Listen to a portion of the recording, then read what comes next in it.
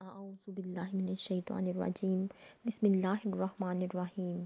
السلام علیکم ورحمۃ اللہ وبرکاتہ۔ الحرم آن لائن قرآن اکیڈمی کی طرف سے خوش آمدید۔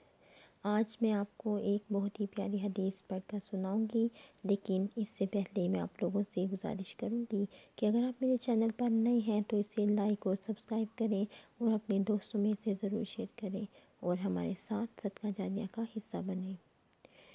تو چلتے ہیں آج کی حدیث کی طرف۔ حضرت عمر رضی اللہ تعالیٰ عنہ فرماتی ہیں کہ میں نے رسول اللہ صلی اللہ علیہ وآلہ وسلم کو یہ ارشاد فرماتے ہوئے سنا، جو اللہ تعالیٰ کی رضا حاصل کرنے کے لیے تواضع کو اختیار کرتا ہے، اللہ تعالیٰ اس کو بلند فرماتے ہیں، جس کا نتیجہ یہ ہوتا ہے کہ وہ اپنے خیال اور اپنی نگاہ میں تو چھوٹا ہوتا ہے لیکن لوگوں کی نگاہوں میں اونچا ہوتا ہے، اور جو تکبر کرتا ہے اللہ تعالیٰ اس کو گرا دیتے ہیں، جس کا نتیجہ یہ ہوتا ہے کہ وہ لوگوں کی نگاہوں میں چھوٹا ہو جاتا ہے، اگرچہ خود اپنے خیال میں بڑا ہوتا ہو، لیکن دوسروں کی نظروں میں وہ کتے اور خنزیر سے بھی زیادہ ذلیل ہو جاتا ہے۔